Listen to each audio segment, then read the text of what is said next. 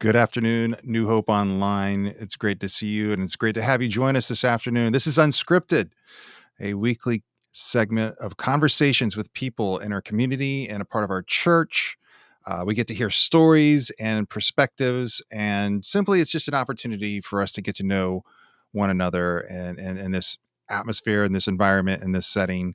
If you are tuning in or streaming with us right now, don't forget to like and share whatever platform you're on. Share it with somebody, let them know what's going on, and especially if you find the conversation fruitful.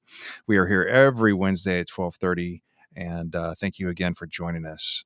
So this past week, I had the great privilege to have a conversation with Sara Bogue. And I'm not going to lie, this was the second attempt to have a conversation with her because the first time we tried, the great winds of technical glitches came along and left us with nothing. But nonetheless, we did succeed with the second attempt. And don't worry because you didn't miss anything from the first attempt. We covered it all again, as well as more. And I'm excited about it. So Sara is the assistant principal for the student affairs at Bloomingdale High School. And Sara and her family have been coming to New Hope for quite some time now, probably 10 plus years now. And I really enjoyed this talk because of her perspective as an educator, a leader, but also because she is a mother and a young parent who attends New Hope. So without further ado, let's go to Unscripted with our guest, Sara Bogue. Let me just go ahead and kind of be as transparent as possible. We tried to do this before. Technological glitches happened and we could not salvage the conversation, which is a shame.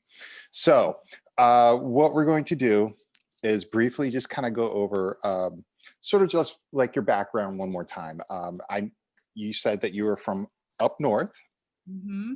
Yep. So I grew up in Michigan. My whole childhood there. I graduated from high school from up north. So I'm a Yankee, I guess.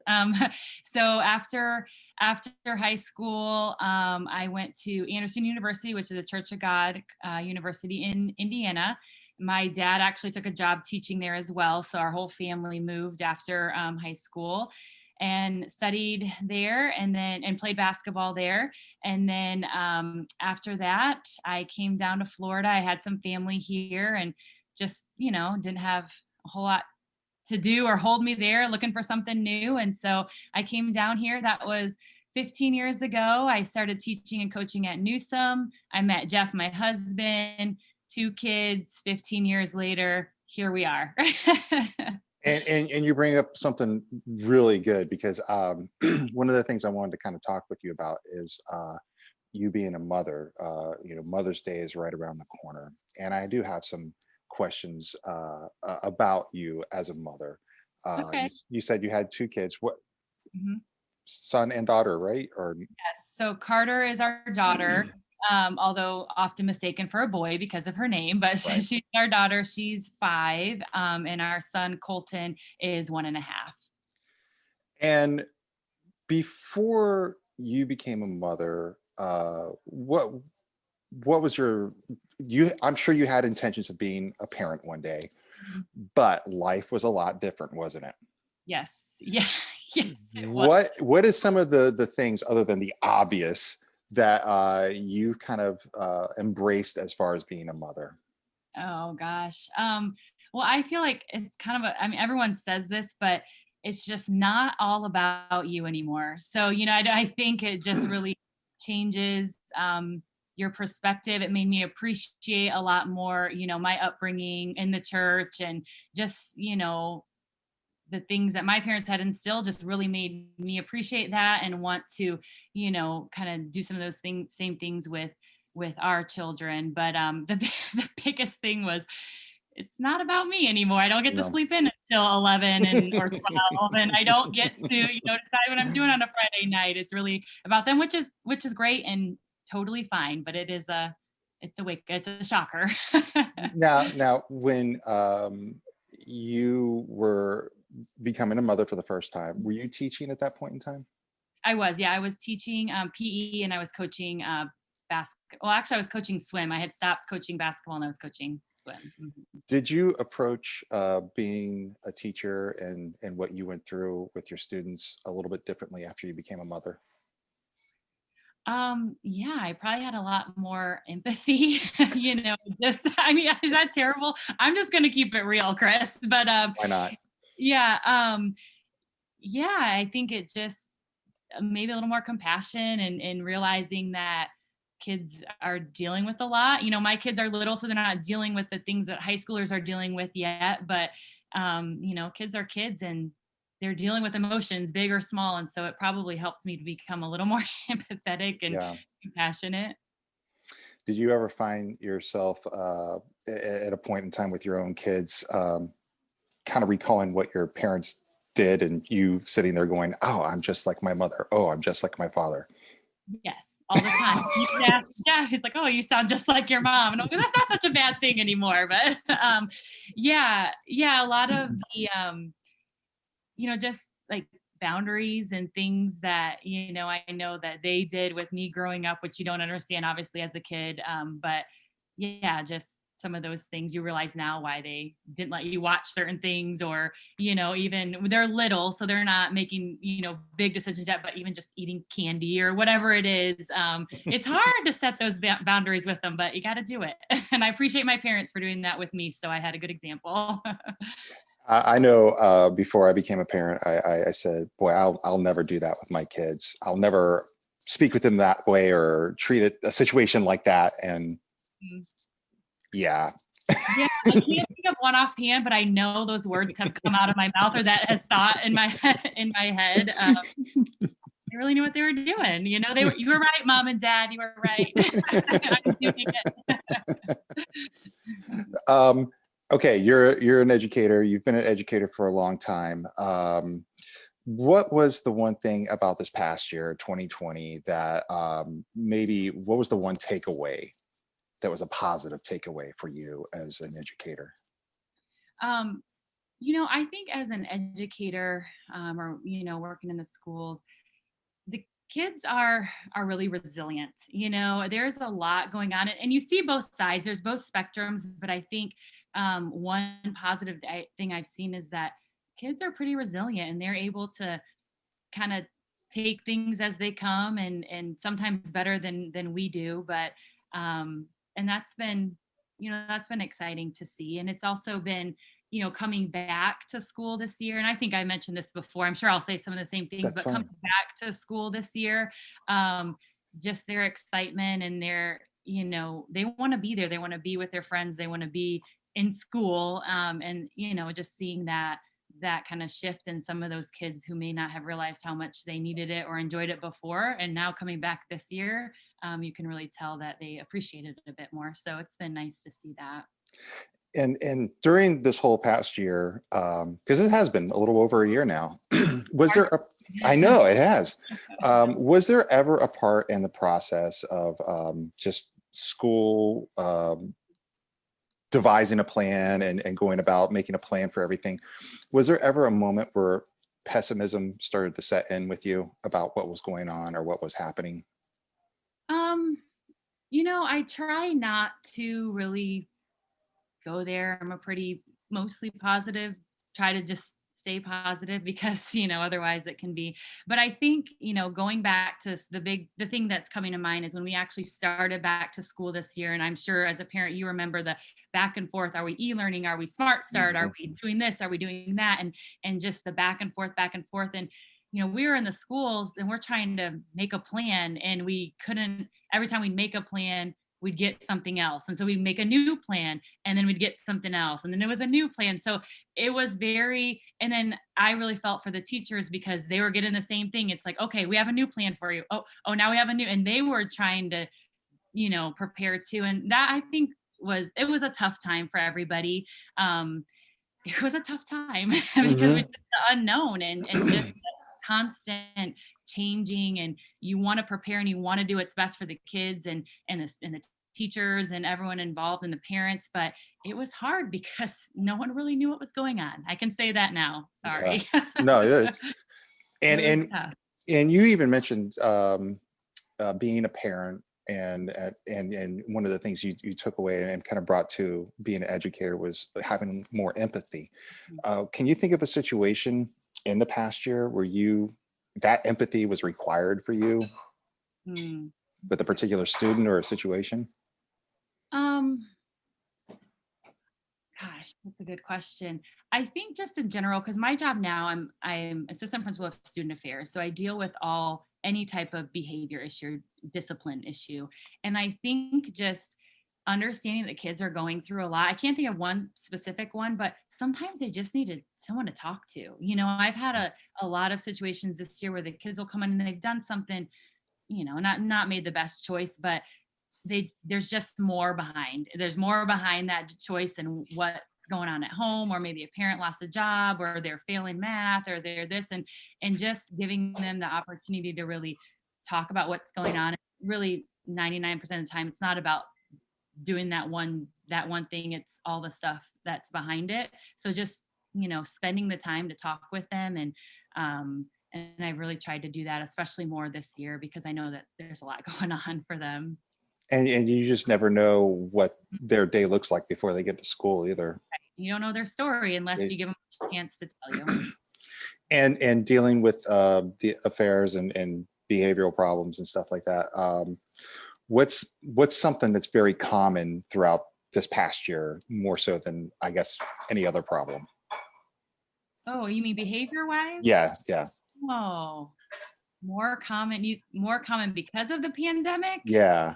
Oh, that's a good question.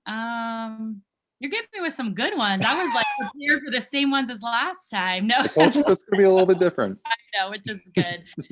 Um, I think, and it hasn't, I'm at Bloomingdale. Bloomingdale's a great school. I don't deal with a whole, with some major things, but maybe some like kind of, I don't say outburst, but maybe kind of talking back to a teacher or to a student or something, just kind of managing those emotions. And maybe they might be set off a little quicker than they would before and saying something. But again, majority of the time it's, I know I shouldn't have done that. I'm sorry, and again, there's a reason for that, but maybe just that on edge just a little bit more than they would have been in the past. So, Mhm. but I don't No, know. it makes sense. It makes sense. I think kids are very their reactions. They just don't think about what they're getting ready to do, and especially in Right. times like this. It's so Yeah. uncertain, and that they carry that uncertainty with them on their sleeve. Right. Right. Uh, um, with your faith, it seems like you, in this position at least, practice that really large amount of grace.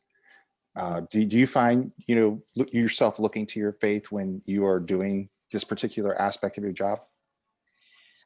Yeah, I find myself praying for these kids because, they make me cry, but I care about them, and and I want them to do well, and I want, especially when I see kids struggling, I do, yeah, pray for them. Not like in the office to them, but Right. just Yeah. if I can't do that, but I just kind of do that in my head for them or after they leave. So yeah, I definitely, because we all need it, but I just like to kind of do that. And in the school too, I think it's powerful to pray within the school building, even though no one knows I'm doing it. Right. They don't know I'm doing it, but I think just in that space where they are is important.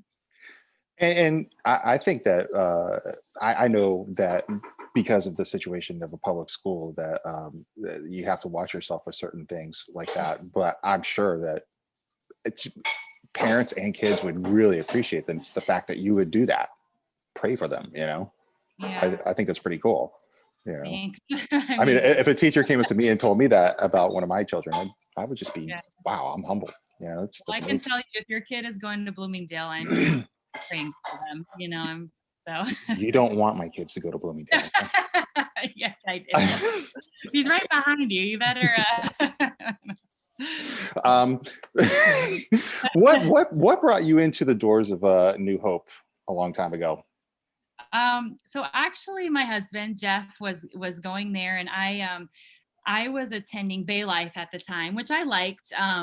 But Jeff and I started dating, and I had always I'd grown up in a little bit, Bay Life is a big church. And I had grown up in a bit more conservative church and a smaller church. And so I started attending with him and I really liked it. I mean, it's not a conservative church, but it's a Yes. little bit smaller than Bay Life. And so I started attending with him and I love it. So And it's got to be a kind of a weird dynamic. You're an athlete and he's a musician. yeah. Yeah. I guess it makes sense, you know. Yeah, we got a lot of flack for that when they were like, wait a second. And we're like, opposites attract. It works, it works. We bring out each other's strengths, I guess. He's taught me a lot about musicals. I'd never been to a musical before I met him. So I can appreciate, because a lot of the things he does in chorus are very similar to what I did when I was coaching, so it's really not all that different, but it works. Well, I'm just curious, what was the first musical? Oh, In the Heights. In the Heights. I'm not Yeah. familiar with that one. It's a good one. Yeah. It's a Mm, good one. First one he took me to at the Saras. So wow. yeah. I can see it though, because you both train, You're right. Yeah. Yeah. you And know. in the groups, like whether it's a team or whether it's a court, like it's something those kids love, and you can Yeah. really build a family in either situation. So yeah, Yeah, it that's works. great. And what keeps you coming to New Hope? What is it about New Hope that makes you so active? And I always see you out at things that we're trying with, like worship on the lawn. When we used to have the table on Wednesday nights, you used to come out to the table. And I know you have children, so that has to have some sort of what we do as far as an impact. Yeah, it really does. We attended for quite a few years before we had kids, and we got involved in a small group, a connect group, which we love. And so I think that's an important thing, getting connected, and just the message, that Jamie preaches was just aligned, and now, and when Jamie was there, obviously, and now it just aligns with what we believe, and I think we have a very powerful sermons. Any of you, all of you, when you speak, it's just is very powerful. And now the kids in the children's ministry. I mean, it's just it brings me to tears again because it's just so they just love it. They love it. Carter wants to go to Sunday school every day. I'm like, no, it's regular school today. Sunday school's in 2 days, tomorrow, and she just loves it. And she's reciting Bible verses. And again, I grew up in the church, and I see that that now in her, and I just love that. And they both just love to go there. So it's a huge draw for us now. What how old is your oldest? She's 5. Okay, well they got a few years till the youth program, Yeah, a few and years. I'll probably be, I don't know. You never know. You never know, but you know. Yeah, you never know. Um, so, what is it like to be a part of a small group, a connect group? You mentioned that, and are you still a part of it, or? Yeah, we're still a part of the same group. And our leader is Jeff Sheffer, if that tells you anything. So yeah, thumbs up, but also you never know what you're gonna get with Jeff. Love you, Jeff. No, no, so it's just been great. And we're by far the youngest ones in our group, but it actually has been really neat. Like, they've been there for both the kids and they helped us buy our house, and it's been really neat to have that support through our kind of our milestones here. And then just connecting, spiritually, and we meet, every Sunday night, and it's just a great way. I know for me, sometimes you just don't really feel like going, like you're just tired. It's Sunday night, but like I always feel just great when after when you come home and just kind of feel rejuvenated for the week. So it's been powerful, and it's so important in any church, to have that smaller connect group. I mean, you guys talk about it all the time, but Yeah, yeah, it's been great. It's been wonderful. and you guys are meeting in person now again. Last night was we just started back. We had been doing Zoom. And then we'd been going to the worship on the lawn and some other things. But last night was actually our our kickoff to coming back face to face. So we just spent a couple hours chatting, and it was wonderful.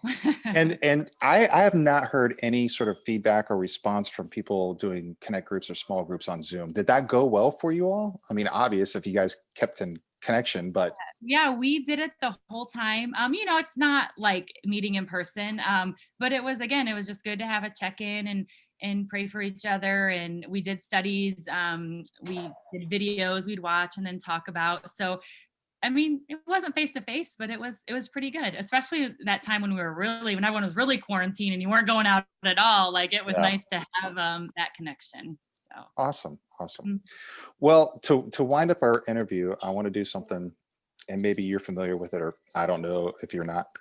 But have you ever heard of the James Lipton American Actors Studio?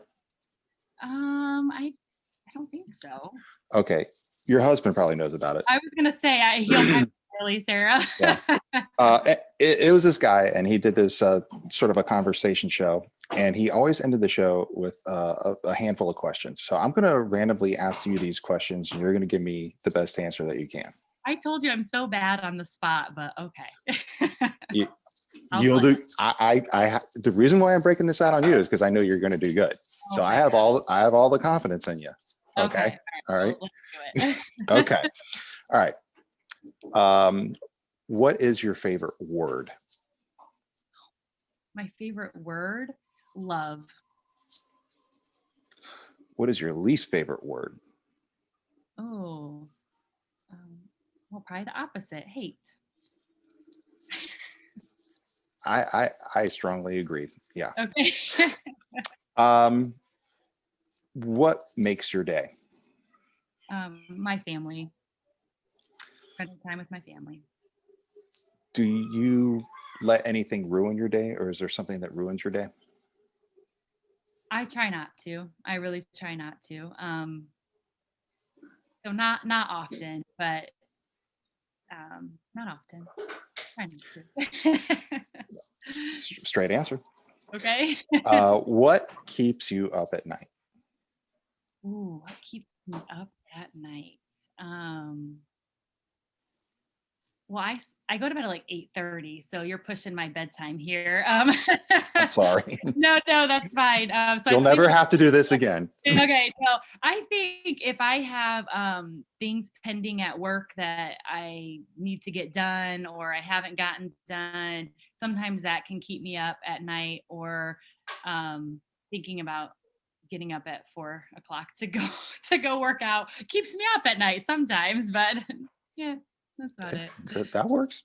Um, what sound do you love? What sound do I love? Probably my kids laughing. What sound do you not like? Do I not like? Um, ooh. I don't know. I've never let's see. I could say them crying, but sometimes you just tune that out. Is that terrible? What sound do I not like? I don't know. This breaks when you when someone's going really like if you're going really fast and they squeal because it kind of gives me anxiety like something's gonna get hit. So I don't like that sound. Yeah, you're noise sensitive. Yeah, okay. And last question. Okay. What what profession other than the one you are doing would you like to attempt to do? Oh, that's the worst question because I have never really had any other path. I love what I do. What profession? Hmm.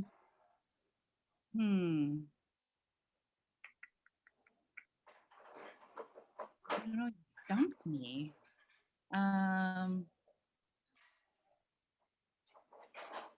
I don't know. I can't think of anything. I've done the ones, I coached, I taught, I'm in administration. I couldn't think of anything else I'd rather do, Chris. Wow. Okay. I love my job.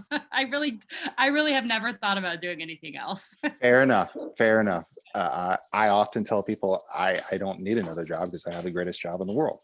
Right. Yeah, I feel the same. I feel So the same. I completely understand and agree with you. So, Sara, thank you so much for doing this and doing this again and Yeah. being a part of this. I really do appreciate it, and I appreciate your time and what you could offer to us in conversation.